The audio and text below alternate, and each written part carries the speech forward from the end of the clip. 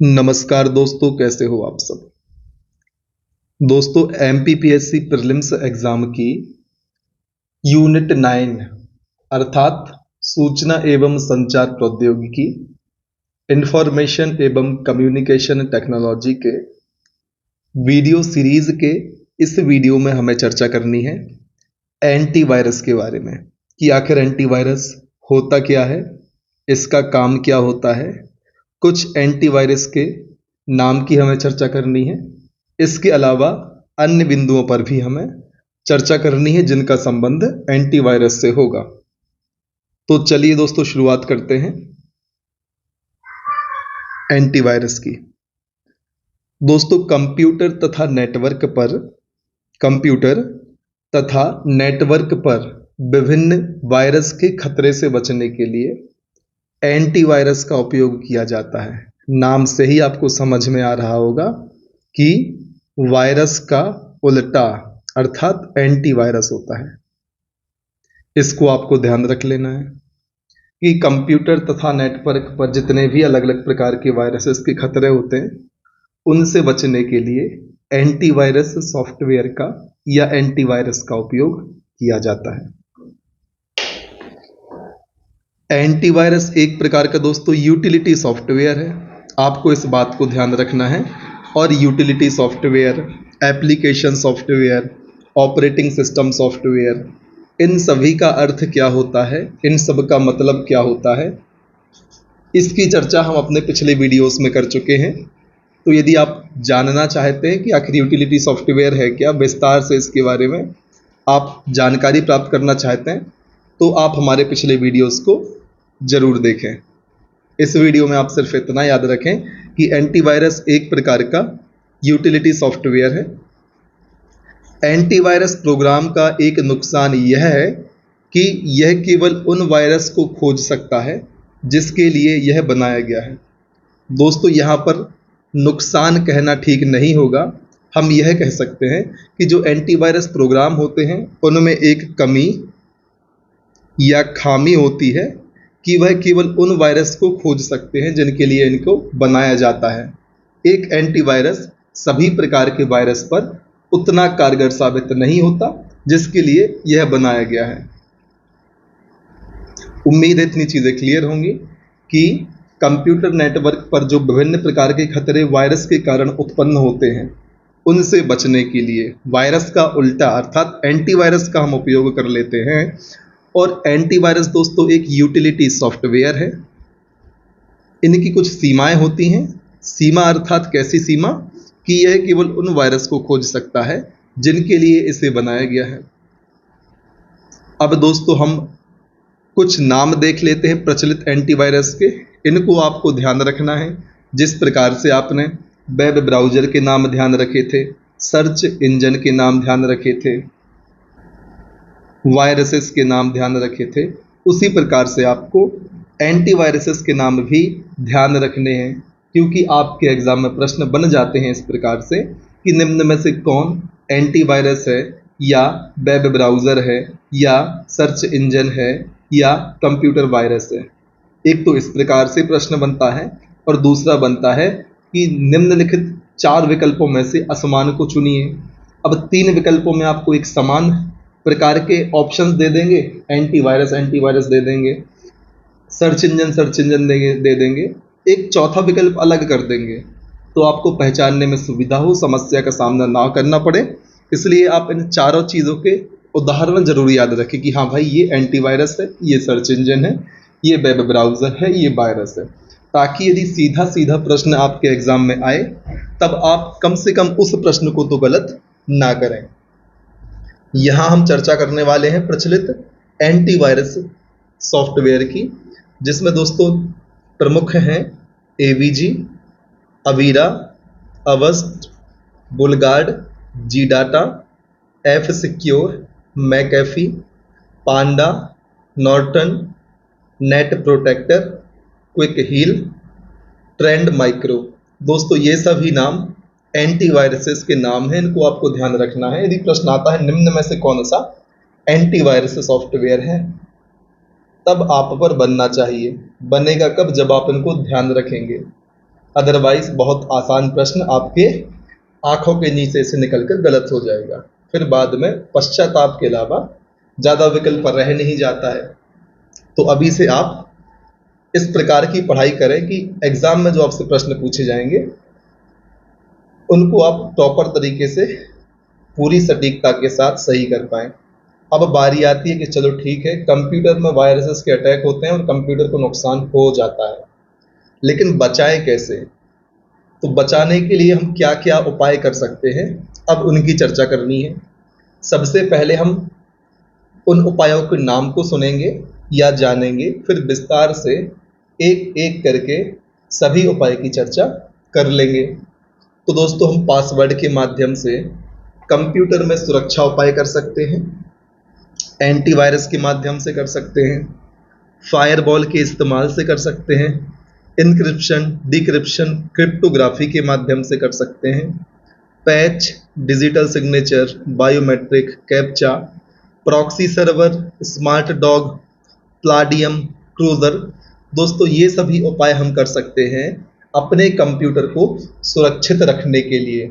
अब विस्तार से हम एक एक उपाय की चर्चा करने वाले हैं, तो बस बने रहें अंत तक ताकि आपको बढ़िया तरीके से सारी चीज़ें समझ में आ जाएं।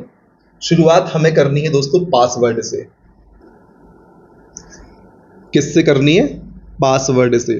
तो दोस्तों, किसी कंप्यूटर और नेटवर्क को सुरक्षित रखने के लिए पासवर्ड का उपयोग किया जाता है। हम अपने फ़ोन में भी पासवर्ड लगाते हैं ताकि उसके डाटा को या कोई भी ऐसा व्यक्ति जिसे हम नहीं चाहते कि वो फ़ोन में एक्सेस कर पाए, तो इसके लिए हम पासवर्ड लगाते हैं। तो दोस्तों, पासवर्ड दो प्रकार के होते हैं, एक वीक पासवर्ड और दूसरा स्ट्रॉन्ग पासवर्ड। वीक पासवर्ड में दोस्तों अल्फ़ाबेट और नंबर्स का उपयोग किया जाता है, इन्हें आसानी से याद किया जा सकता है, इसलिए ये वीक होते हैं। जैसे नाम, जन्म दिवस, फ़ोन नंबर आदि। सामान्य से पासवर्ड आपने अपने नाम से पासवर्ड बना दिया, अपने मोबाइल नंबर से, कहने का मतलब है अल्फ़ाबेट प्लस नंबर की सहायता से आपने जो पासवर्ड बनाए वो पासवर्ड आएंगे वीक पासवर्ड की श्रेणी में। फिर बात आती है स्ट्रॉन्ग पासवर्ड की। दोस्तों, इसमें आप अल्फ़ाबेट का उपयोग तो करेंगे ही, नंबर का उपयोग भी करेंगे, साथ ही साथ स्पेशल कैरेक्टर का उपयोग कर लेंगे। अब स्पेशल कैरेक्टर कैसे? जैसे कि डॉलर, @ हैज, ये सभी स्पेशल कैरेक्टर होते हैं। दोस्तों, जो स्ट्रॉन्ग पासवर्ड होता है वह अल्फ़ाबेट का, नंबर का, स्पेशल कैरेक्टर या संकेतों का कॉम्बिनेशन होता है, जिसे तोड़ पाना बेहद मुश्किल होता है। इसलिए दोस्तों, इन पासवर्ड को स्ट्रॉन्ग पासवर्ड की श्रेणी में रखा जाता है। अब आप देखिए, यहाँ पर आपके लिए स्पेशल कैरेक्टर भी मिला, अल्फ़ाबेट भी मिले, फिर स्पेशल कैरेक्टर @ मिला, फिर अल्फ़ाबेट मिला, फिर नंबर मिला, तो इनका कॉम्बिनेशन है, एक जटिल पासवर्ड इससे बनता है। उम्मीद है आपको क्लियर होंगी चीज़ें।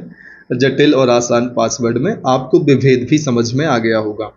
फिर बारी आती है एंटीवायरस की, जो हमारी मेन हेडिंग थी।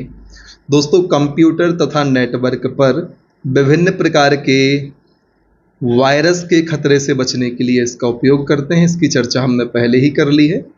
दोस्तों, एंटीवायरस प्रोग्राम का नुकसान नहीं बोलना चाहिए दोस्तों, इसकी खामी बोलनी चाहिए या सीमा बोलनी चाहिए, या हम कमी भी बोल सकते हैं कि एंटीवायरस प्रोग्राम की एक खामी या कमी या सीमा यह है कि यह केवल उन वायरस को खोज सकता है जिनके लिए इसे बनाया गया है। अब नुकसान क्यों नहीं बोला दोस्तों हमने? कुछ तो बेटर काम कर रहा है ना, जिसके लिए बनाया गया उसको तो खोज रहा है, तो अगर किसी को तो खोज रहा तो वो नुकसान हो ही नहीं सकता, इसलिए आप सुधार लें। यहाँ पर खामी, कमी, सीमा हम कर सकते हैं, लेकिन नुकसान यहाँ पर ठीक नहीं है। उम्मीद है चीज़ें क्लियर होंगी।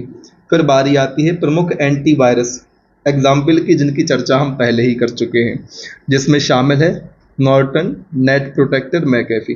काफ़ी सारे लोगों ने तो इनका इस्तेमाल भी किया होगा, उनको इनके उदाहरण को ध्यान रखने में कोई समस्या नहीं आएगी, क्योंकि कभी भी जब भी आप एंटीवायरस इंस्टॉल कराने जाते हैं तो आप जो सामने वाला या जो एंटीवायरस बेचने वाला इंसान होता है, जहाँ से आप एंटीवायरस लोड कराते हैं, वो आपको एंटीवायरस देगा। तो आप बहुत सारे ऑप्शंस देखते हैं, तो ऑटोमेटिकली आप 3 4 5 प्रकार के एंटीवायरस के नाम खुद से ही जानने लग जाते हैं, क्योंकि बहुत सारी वैरायटीज़ में से आप किसी एक को चुनते होंगे तो वो सारी जो वैरायटीज़ हैं इनकी उदाहरण में शामिल हो जाती हैं। तो जिनने भी इसका उपयोग किया है उसको उदाहरणों में तो ज़्यादा समस्या आने वाली नहीं है, और जिनने उपयोग नहीं किया अब तो उनको भी नहीं आएगी, क्योंकि ये स्पेशल वीडियो आपके लिए बना दिया गया है। वीडियो आपको कैसा लगा? कमेंट सेक्शन आपके लिए इसलिए बनाया गया है कि आप हमें अपना फीडबैक दे पाएँ। कोई रिक्वायरमेंट है आप वहाँ पर वो हमें बताएं, यदि संभव होगा तो हम बनाएंगे, अदरवाइज कमेंट में हम आपको आंसर कर देंगे कि सर वो पॉसिबल नहीं है। जैसे अभी यूनिट 7 की बात बहुत सारे लोग कर रहे हैं, लेकिन दोस्तों यदि पॉसिबल होगा तो ज़रूर बनाई जाएगी, लेकिन टाइम की शॉर्टेज चल रही है, एग्ज़ाम जस्ट आने वाला है या आ ही चुका है, हम इस प्रकार से बोलें। तो यदि संभव हो पाएगा तो यूनिट 7 आपके लिए कराई जाएगी। वैसे चांसेस कम दिख रहे, बस प्रयास पूरा किया जाएगा। बाकी फिलहाल अभी हम फोकस करते हैं यूनिट 9 पर, और आगे बात करते हैं फायरवॉल पर। दोस्तों फायरवॉल क्या है? फायरवॉल कंप्यूटर सिस्टम को उसके ऑपरेटिंग सिस्टम के द्वारा दिया गया सुरक्षा कवच है। ध्यान रखें, फायरवॉल क्या है? एक ऐसा सुरक्षा कवच है कंप्यूटर सिस्टम का जो उसके लिए कंप्यूटर के किसके द्वारा दिया जाता है? ऑपरेटिंग सिस्टम के द्वारा दिया जाता है। बाहरी आक्रमण से नेटवर्क को बचाने का तरीका फायरवॉल कहलाता है। यह सॉफ्टवेयर और हार्डवेयर दोनों प्रकार का हो सकता है। आपको ध्यान रखना है दोस्तों, फायरवॉल सॉफ्टवेयर एवं हार्डवेयर दोनों प्रकार का हो सकता है। बाहरी आक्रमण से अपने नेटवर्क को बचाने के लिए, अपने नेटवर्क की सुरक्षा के लिए फायरवॉल का उपयोग किया जाता है। आखिर होता क्या है दोस्तों? फायरवॉल सुरक्षा कवच होता है जो कंप्यूटर सिस्टम को उसके ऑपरेटिंग सिस्टम के द्वारा प्रदान किया जाता है। इतनी चीज़ आप ध्यान रखें दोस्तों। जो फायरवॉल होता है कंप्यूटर में अनाधिकृत एक्सेस को रोकता है। जो अनऑथराइज्ड प्रवेश करना चाहता है उसे फायरवॉल रोक देता है। यह पैकेट फिल्टर के रूप में कार्य करता है। यहाँ से भी आपके एग्जाम में प्रश्न आएगा कि जो फायरवॉल है वो किस रूप में काम करता है? तो वह पैकेट फिल्टर के रूप में काम करता है, और फायरवॉल को कंप्यूटर का सेफ्टी वॉल्व भी कहा जाता है। इन 3 चीज़ों को आप ध्यान रख लें दोस्तों। अनाधिकृत एक्सेस को रोकता है, पैकेट फिल्टर के रूप में काम करता है, और फायरवॉल को कंप्यूटर का सेफ्टी वॉल्व भी कहा जाता है। फिर बारी आती है बायोमेट्रिक की। इसके बारे में भी लगभग सब लोग जानते ही होंगे। जो नहीं जानते होंगे उनमें से कुछ ने इस डायग्राम को देख के समझ लिया होगा कि भाई फिंगरप्रिंट लगाया जा रहा है और यहाँ पर वेरीफाई किया जा रहा है। आपने कभी ऑनलाइन एग्जाम दिए होंगे तब भी आपने इस प्रकार से देखा होगा, आपका फिंगरप्रिंट बायोमेट्रिक वेरिफिकेशन होता ही होता है। ठीक है, तो भाई बायोमेट्रिक क्या है? किसी व्यक्ति की पहचान करने के लिए बायोलॉजिकल डाटा। अब बायोलॉजिकल डाटा क्या होता है? फिंगरप्रिंट, आवाज़, आँखों का रेटिना, नसों के इम्प्रेशन आदि का उपयोग इसमें किया जाता है। उम्मीद है ये चीज़ें भी क्लियर होंगी। फिर बारी आती है कैप्चा की। इसको भी आपने बहुत फिल किया होगा फॉर्म भरने में या अलग अलग चीज़ों में आपने कैप्चा का उपयोग किया होगा, जिसका पूरा नाम होता है completely automated public Turing test to tell computers and humans apart. जब आप कैप्चा कहीं फिल करते हैं तो कैप्चा फिल करवाने का उद्देश्य होता है कि जो यूज़र है वह इंसान है या मशीन, कहीं मशीन तो नहीं है जो इंसान के स्थान पर बैठकर काम कर रहा है। तो इस बात को जांचने के लिए कि हाँ भाई जो फॉर्म भर रहा है या जो भी कुछ एक्टिविटी कर रहा है जिसमें कैप्चा की डिमांड है वह इंसान ही है, मानव ही है, इसको चेक करने के लिए कैप्चा का उपयोग करते हैं। इसका फुल फॉर्म आप ध्यान रख लेना। फुल फॉर्म होता है completely automated public Turing test to tell computers and humans apart. इसका उपयोग वेबसाइट को स्पैमर से बचाने के लिए किया जाता है। स्पैम क्या होता है दोस्तों? इसकी चर्चा हम कर चुके हैं, आप कमेंट सेक्शन में बताएं। यदि आप यह जानते हैं कि स्पैम क्या होता है तो आप इजीली समझ जाएंगे क्यों कैप्चा का उपयोग किया जाता है। फिर बारी आती है एन्क्रिप्शन की, कि भाई एन्क्रिप्शन क्या होता है। दो चीज़ें आपने सुनी ही होंगी, एक इनक्रिप्शन और दूसरा डिक्रिप्शन। सबसे पहले बात करनी है इनक्रिप्शन की। दोस्तों इसमें क्या होता है, इसमें मूल संदेश को या ओरिजिनल मैसेज को कूट भाषा में बदलने की प्रक्रिया होती है। इनक्रिप्शन क्या होता है, मूल संदेश को या जो मैसेज आप किसी को भेजना चाहते हैं उसे आप कोड वर्ड में बदल देंगे ताकि कोई और व्यक्ति उसे ना समझ पाए। जिसे आप भेज रहे हैं वह व्यक्ति इस कूट भाषा को बाद में डिक्रिप्ट कर देगा, अर्थात आपने मैसेज को एनक्रिप्ट करके कूट भाषा में बदला, जिसको मैसेज भेजा गया या प्राप्त करने वाला उस मैसेज को डिक्रिप्ट कर लेगा, अर्थात ओरिजिनल मैसेज में बदल लेगा, जिससे उस तक मैसेज पहुंच जाएगा। लेकिन बीच में यदि कोई व्यक्ति उस मैसेज को लीक करेगा तो उसे दोस्तों वह तो कूट भाषा में मिलेगा और कूट भाषा उसे समझ में नहीं आएगी। ठीक है, तो इनक्रिप्शन क्या कहलाता है, मूल संदेश को कूट भाषा में बदलने की प्रक्रिया इनक्रिप्शन कहलाती है। इसमें मूल संदेश को सामान्यतः टेक्स्ट और गुप्त कोड को सिफर टेक्स्ट कहा जाता है। क्या ध्यान रखना है, इनक्रिप्शन में जो मूल संदेश होता है उसे हम कहते हैं सामान्य टेक्स्ट, और जो गुप्त कोड होता है या कूट भाषा होती है उसे हम कहते हैं सिफर टेक्स्ट। ठीक, भेजने वाले को सेंडर कहते हैं। इनक्रिप्शन भेजने वाले या सेंडर की तरफ से होता है। यदि आप मैसेज भेज रहे हैं तो आप उसे इनक्रिप्ट करेंगे और प्राप्त करने वाला डिक्रिप्ट करेगा। तो कहने का मतलब है कि जो इनक्रिप्शन होता है वो सेंडर की साइड से होता है, इतना आपको ध्यान रखना है। जो इनक्रिप्शन है वो सेंडर की साइड से होता है। इसका उल्टा डिक्रिप्शन में होगा कि जो डिक्रिप्शन होगा वह रिसीवर की साइड से होगा। और डिक्रिप्शन क्या हो गया, मूल भाषा में संदेश को प्राप्त करना कूट भाषा से। इनक्रिप्शन में क्या है, मूल संदेश को हम कूट भाषा में बदल रहे हैं। डिक्रिप्शन में होगा कूट भाषा से मूल भाषा में या मूल संदेश में हमें बदलना। देखिए आप आगे, डिक्रिप्शन कूट भाषा को मूल संदेश में बदलने की प्रक्रिया डिक्रिप्शन कहलाती है। इनक्रिप्शन क्या था, मूल संदेश को कूट भाषा में बदलना, और डिक्रिप्शन है कूट भाषा को मूल संदेश में बदलना या सिफर टेक्स्ट को सामान्य टेक्स्ट में बदलने की प्रक्रिया डिक्रिप्शन कहलाती है। हमने थोड़ी देर पहले देखा था, हम कूट या गुप्त कोड को हम सिफर टेक्स्ट कहते थे। ठीक, कूट भाषा या गुप्त कोड को सिफर टेक्स्ट कहा, और जो मूल संदेश था उसे हम सामान्य टेक्स्ट कहते थे। ठीक, कूट भाषा को मूल संदेश में बदलने की प्रक्रिया डिक्रिप्शन कहलाती है, और यह प्राप्त करने वाले या जिसको संदेश भेजा गया है उसकी साइड से होता है, रिसीवर की तरफ से होता है। ध्यान रखें दोस्तों, जो इनक्रिप्शन होता है वह सेंडर की साइड से होता है, और जो डिक्रिप्शन होता है वो रिसीवर की साइड से होता है।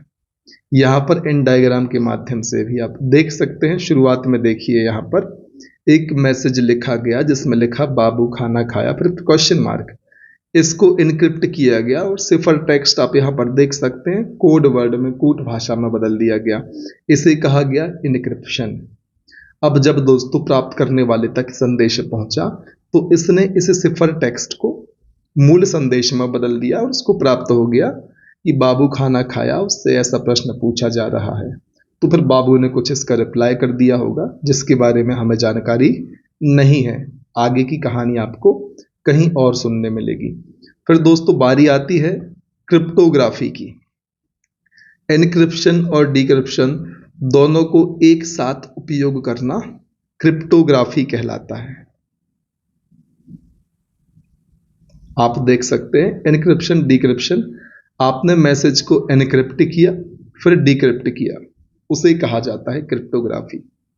उम्मीद है ये सारी चीजें क्लियर होंगी। फिर बारी आती है पैच की कि अरे भाई पैच क्या होता है। दोस्तों किसी सॉफ्टवेयर में मौजूद कमियों को दूर करने के लिए सॉफ्टवेयर कंपनियों द्वारा समय समय पर जारी किए गए छोटे सॉफ्टवेयर प्रोग्राम पैच कहलाते हैं। आपने देखा होगा कई बार सॉफ्टवेयर बन जाते हैं, लगातार उसमें संशोधन होता रहता है। क्योंकि काफ़ी सारी कमियां होती हैं। जब घर बनता है तो घर में फिलिंग पुट्टी वुट्टी सब कुछ होती है, थोड़ी बहुत कमियां होती हैं, कहीं पर स्क्रैच ज़्यादा है दीवार में, तो पुट्टी वाले भैया फिर से उसको सही कर देते, तो फिर से सही करना, और फिर से सही करने के लिए जो थोड़ी सी पुट्टी फिर से लगाई जा रही है उसे पैच कहा जाता है।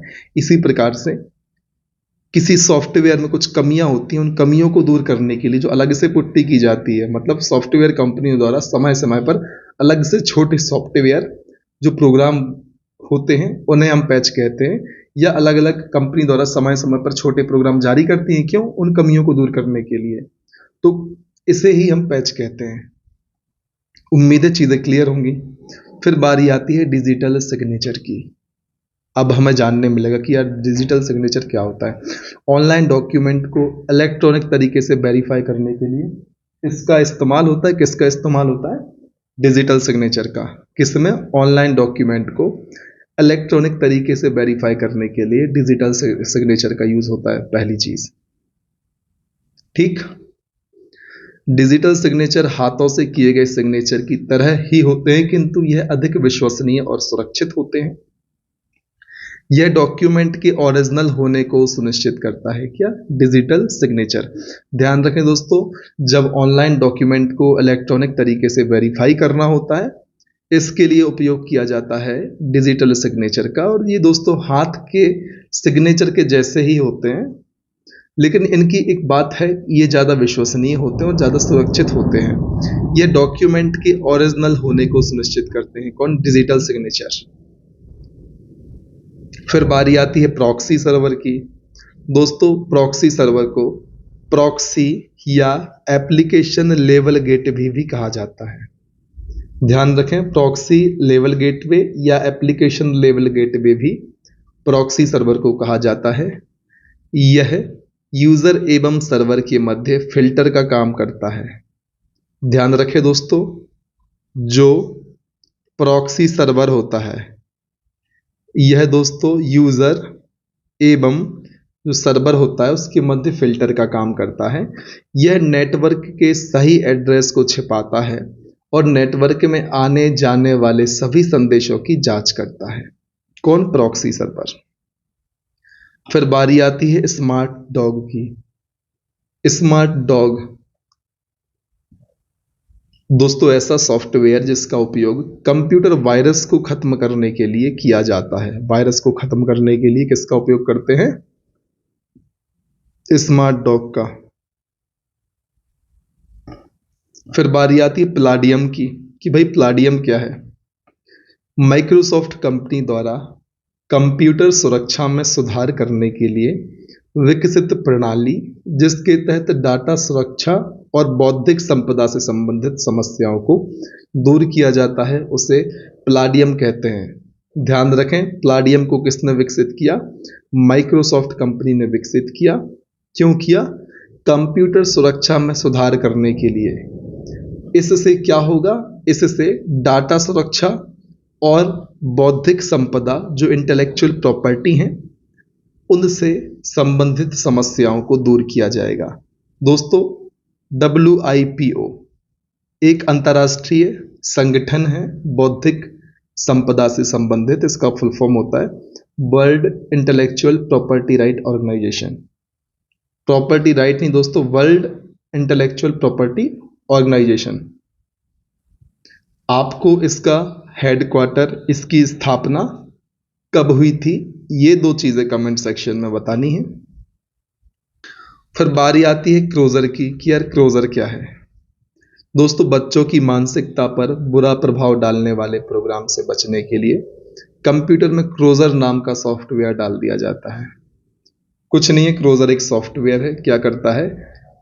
ऐसे प्रोग्राम से बच्चों को बचाता है जो उनकी मानसिकता पर बुरा प्रभाव डालते हैं। क्या? क्रोजर। याद रखिए, इस सॉफ्टवेयर से वे प्रोग्राम इंटरनेट पर नहीं दिखाई देंगे और बच्चे इनसे दूर रहेंगे। बच्चों को उन प्रोग्राम तक पहुंचने से रोकने का काम करेगा क्रोजर। इतनी चीज आपको ध्यान रखनी है। तो दोस्तों इस वीडियो में इतना ही। अगले वीडियो में हम चर्चा करेंगे हैकर के प्रकार की। हैकर कितने प्रकार के होते हैं, एक एक करके विस्तार से हम उनके टाइप की चर्चा करेंगे और आगे भी अलग अलग बिंदुओं पर बात करेंगे। उम्मीद है इस वीडियो में जितनी भी चीज़ें आपको बताई गई हैं आपको पूरी स्पष्टता के साथ समझ में आई होंगी। कुछ फैक्चुअल इन्फॉर्मेशन है जिसे आपको ध्यान रखना है, कुछ कॉन्सेप्चुअल बातें हैं जिनको आपको समझना है। तो दोस्तों, यदि आपको वीडियो अच्छा लगा तो हमारी पूरी सीरीज आपके लिए बनाई जा रही है। ये इस सीरीज का संभवतः 35वां वीडियो होगा। आप सारे वीडियोस को देखें जो पिछले हैं। आगे जितने वीडियोस बनाए जाते हैं आप उनको भी देखें। मुझे पूरा विश्वास है हमारी यह सीरीज आपके लिए MPPSC प्रीलिम्स एग्जाम की यूनिट 9 को कवर करने में बहुत लाभकारी साबित होगी।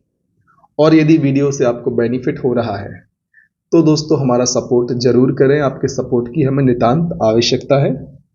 बहुत ज़्यादा कीमती समय, अमूल्य समय बोलना चाहिए, क्योंकि हर एक चीज़ प्राप्त की जा सकती है दुनिया में समय को छोड़कर। एक बार गया तो वापस नहीं आना।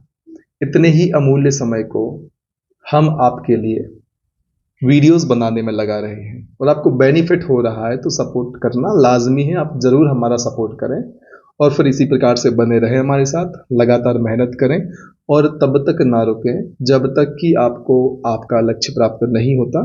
जय हिंद, वंदे मातरम।